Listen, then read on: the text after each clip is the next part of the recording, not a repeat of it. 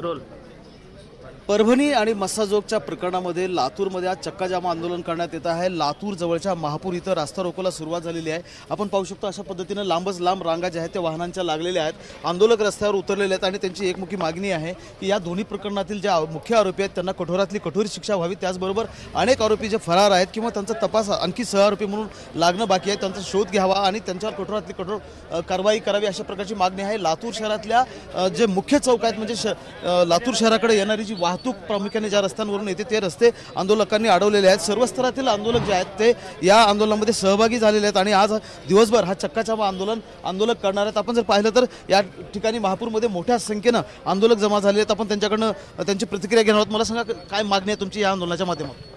सरकारला आपल्यामार्फत एवढंच सांगायचं की पहिल्यांदा संतोष अण्णाला न्याय मिळाला पाहिजे, संतोष अण्णाच्या परिवाराला संरक्षण मिळालं पाहिजे। आता जो काही सध्या चालू आहे धमक्याचा बाजार हा थांबला पाहिजे। गांभीर्यानं मुख्यमंत्र्यांनी याकडे लक्ष दिलं पाहिजे।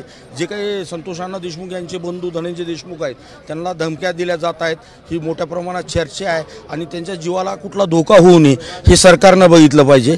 आणि प्रामुख्यानं सांगायचं झालं तर या गुन्ह्यातला जो मास्टर माइंड म्हणून वाल्मिक कराड यांचं नाव येतं त्या वाल्मिक कराडवर प्रथमतः 302 गुन्हा दाखल झाला पाहिजे आणि जी मागणी सर्वजण करत आहेत धनंजय मुंडेंनी पटकन राजीनामा दिला पाहिजे। सोमनाथ सूर्यवंशीच्या संदर्भाने देखील या मोर्चामध्ये मागणी होती आंदोलनामध्ये। या ठिकाणी आम्ही रास्ता रोको करताना संतोष देशमुख आणि सोमनाथ सूर्यवंशी ज्यांचा की पोलीस कस्टडीत खूप निर्दयीपणे मारहाण झाल्यामुळे त्यांची हत्या झालेली आहे असं आमचं म्हणणं आहे। त्या हत्येतले जे काही आरोपी असतील ते पोलीस प्रशासनातले असतील किंवा बाहेरचे असतील ते पोलीस प्रशासनानं सरकारनं त्या आरोपींवरती कठोरात कठोर शासन केलं पाहिजे ही आमची या ठिकाणी भूमिका आहे। मोठ्या संख्येनं महापूरमध्ये आंदोलक जे आहेत ते सहभागी झालेले आपल्याला पाहायला मिळत आहेत। सकाळपासूनच रास्ता रोको आंदोलनाला सुरुवात करण्यात आलेली आहे त्यामुळं वाहनांच्या लांबच लांब रांगा ज्या आहेत ते लागलेल्या आहेत। रेणापूर तालुका असेल किंवा लातूर शहरातले जे आंदोलक आहेत ते महापूरला पोहोचलेले आहेत आणि त्यांनी हा रास्ता रोको सुरुवात केलेला आहे। मला सांगा काय मागणी आहे आंदोलनाच्या माध्यमातून?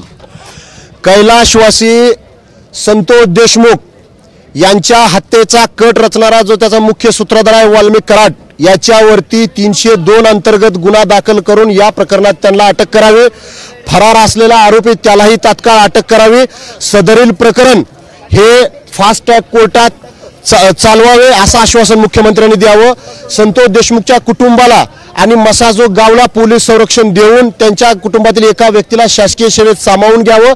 सोमनाथ सूर्यवंशी यांच्या हत्येस जबाबदार असणारे जे कोणी अधिकारी आहेत त्या अधिकाऱ्यावरती कठोर कारवाई करावी। त्यांच्याही कुटुंबाला आर्थिक मदत आणि कुटुंबातील एका व्यक्तीला शासकीय सेवेमध्ये सामावून घ्यावं या मागणीसाठी आज या ठिकाणी रेणापूर तालुक्यातील सकल मराठा समाज व सर्व जाती धर्मातील समाज बांधवांनी या ठिकाणी एकत्रित येऊन चक्काजाम आंदोलन केलेलं आहे। परभणीच्या घटनेची देखील मागणी हो, परभणीच्या देखील घटनेची मागणी आहे। कारण एखाद्या आंदोलकाने आंदोलन केलं म्हणून जर पोलीस प्रशासन त्याचा जीव जाईपर्यंत जर त्यांना मारहाण करत असतील तर ही खूप मोठी दुर्दैवाची गोष्ट आहे आणि त्याच्यावर अद्याप कुणावरही कारवाई सरकारने केली नाही।